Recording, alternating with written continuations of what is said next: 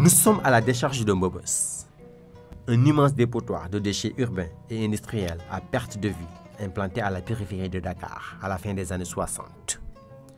Cette décharge sauvage occupe le site d'un lac asséché de la Grande Dépression humide des Niayes, la principale zone maraîchère du Sénégal. Chaque jour, ce sont près de 2400 mètres cubes d'ordures qui sont déversés sur ce site. Dinañ dem des fois ba ay 1800 tonnes 1500 tonnes par bis.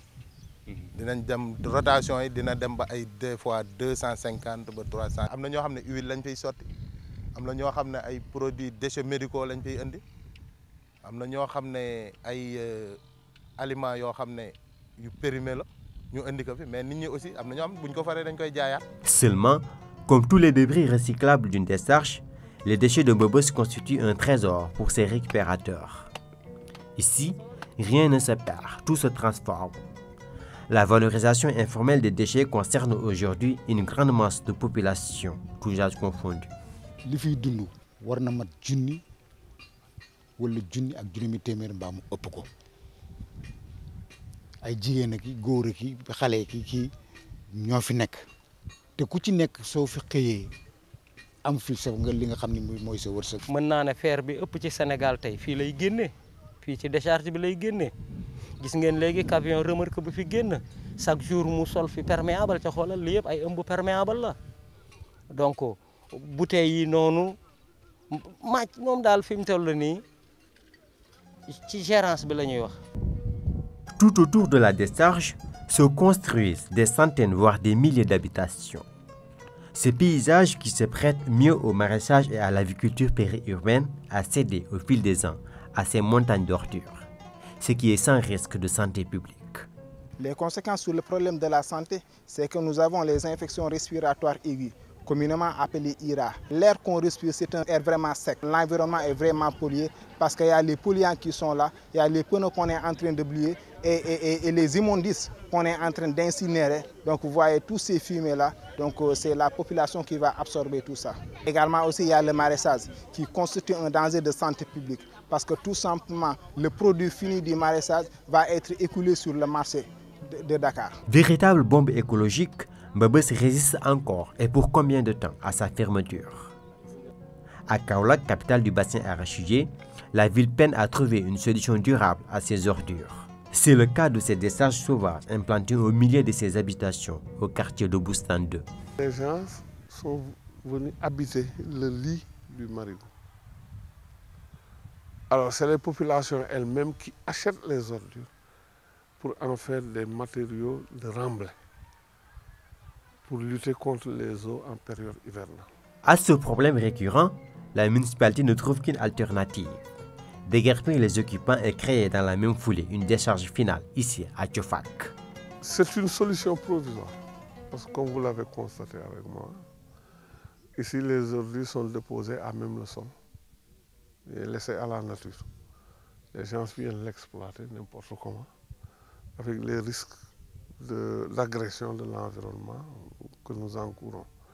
Voilà pourquoi ce qui est préconisé au niveau de cette décharge, c'est d'en faire un centre d'enfouissement technique.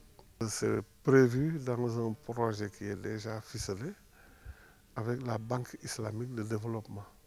Ce projet est intégré dans le projet global du plan directeur d'assainissement de Kaolack. Ce projet global est piloté par la JICA. Nous voulons aller au-delà du enlèvement technique, en faire une décharge contrôlée qui peut produire. Parce que le enlèvement technique ne sert qu'à fuir les ordures. Mais pour la décharge, on traite, on valorise. Seulement, l'emplacement du site pose problème. Implanté à quelques encablures de Medina Baye, un foyer religieux, le futur centre d'enfouissement technique de Kaolack remet la question des études d'impact environnemental. Du point de vue social, donc il y a les lotissements à quelques mètres de là, les habitants sont en train de s'installer, donc ça pose un problème. Et du point de vue écologique, vous voyez donc ces nappes d'eau affleurantes à ciel ouvert qui démontrent une fois de plus que la nappe phréatique n'est pas profonde et donc dans les environnants. Donc il y a des puits qui alimentent donc ces populations, n'est-ce pas? Le bétail s'alimente et tous ces problèmes-là qui donc posent des problèmes assez sérieux. Nous avons déjà procédé à une évaluation stratégique donc du projet, du programme dans son ensemble pour déterminer les enjeux environnementaux du programme. Ça a été fait donc, et validé. Maintenant, nous allons vers une deuxième étape qui consiste à partir maintenant des enjeux environnementaux identifiés dans le cadre de l'évaluation stratégique pour faire maintenant une étude d'impact approfondie. La réalisation d'un centre d'enfouissement technique pour la gestion des déchets dans les grandes agglomérations est une nécessité que partagent tous les acteurs. À cet effet, les pouvoirs publics ont réussi à en mettre un en place, mais il tarde à fonctionner correctement du fait de la forte résistance d'une partie des riverains de Sindia. Aujourd'hui, ce centre offre les conditions techniques pour que les déchets puissent être traités dans une approche très rationnelle et sans que les nuisances qui peuvent être générées par ce traitement puissent se faire sentir ni par l'environnement ni par les populations. Le centre d'enfouissement technique, c'est une solution parmi d'autres dans le traitement des déchets. Et le monde évoluant, peut-être que dans 10 ans, le Sénégal passera à d'autres modes de traitement des déchets. Joal, l'art royal, a trouvé sa voie de salut pour la maîtrise parfaite des déchets grâce au projet de gestion intégrée des ordures. Une initiative locale qui s'appuie sur une dynamique organisationnelle des populations. Il y a une charrette qui chaque semaine donc passe dans le quartier, récupère les ordures du lundi au vendredi, donc ce sont les ordures biodégradables, et le samedi ce sont les ordures non biodégradables. Dans ce comité, nous avons 149 ménages qui donc chaque fin de mois payent 1000 francs. Mais nous avons également cherché à faire en sorte que ceux qui sont de faibles bourses payent soit 500 francs ou bien même ils sont exonérés. Au quartier Diamaguène, l'état de la propriété des rues et ruelles démontre de la volonté affichée par les populations locales de résoudre la problématique de la gestion des ordures dans les grandes villes.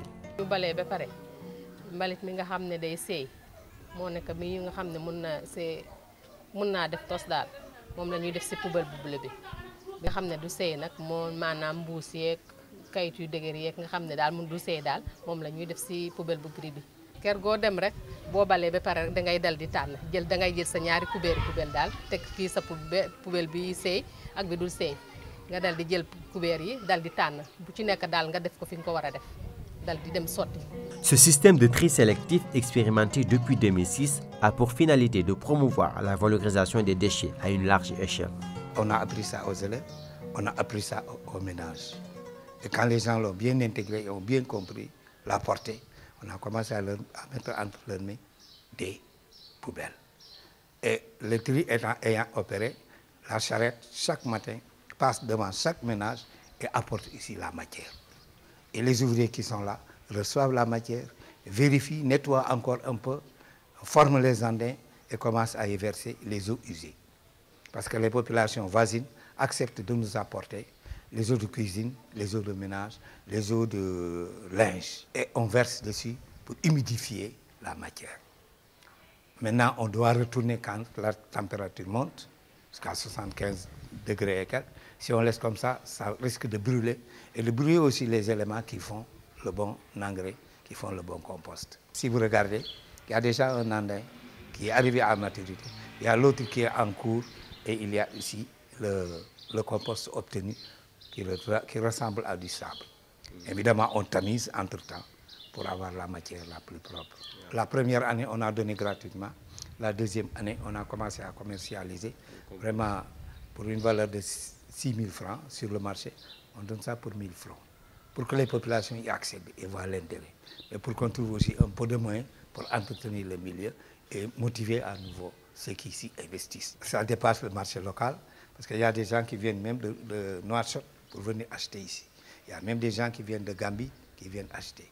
On a des commandes extérieures qui, au-delà de 1000 sacs et quelques, nous n'avons pas encore atteint ce niveau. Et nous sommes sûrs qu'en continuant à produire, en couvrant les quartiers, nous trouverons sûrement les partenaires, les clients qui vont nous acheter toute cette matière. Et à défaut, nous allons réinvestir sur notre terre, lui rendre toute sa virginité, toute sa force et faire des cultures pour lutter contre la pauvreté, atteindre l'autosuffisance alimentaire. Le groupe Recherche Environnement et Presse ne saurait rester insensible à une telle problématique aux conséquences écologiques et sanitaires négatives sur les communautés. Ce qui justifie la visite des journalistes et environnementalistes à Mbobos, Kaolack, Joal et Sindia, des sites très représentatifs de la problématique de gestion des ordures dans les centres urbains. Nous avons estimé que c'était important d'aller rencontrer toutes les parties prenantes, que ce soit l'administration, les mairies qui gèrent ce problème-là, les populations aussi qui sont les premières concernées, ainsi que certaines organisations privées qui sont impliquées dans le processus. Et voilà, pour rencontrer tout le monde, recueillir l'avis de tout le monde, pour pouvoir le partager avec le grand public et éventuellement influer sur les décisions qui se prendront dans ce sens-là. En somme, la gestion des déchets ménagers solides est un défi majeur pour l'État du Sénégal et les collectivités locales. Ces institutions souffrent de manque criard de moyens pour assurer correctement ce service. Une partie importante du territoire urbain demeure peu ou pas desservie par les dispositifs de collecte. Les initiatives privées ou associatives de pré-collecte restent insuffisamment articulées avec les services communaux. La privatisation complète du service ne résout pas la question des quartiers populaires, d'où l'urgence pour les acteurs de trouver une solution durable à la gestion des ordures.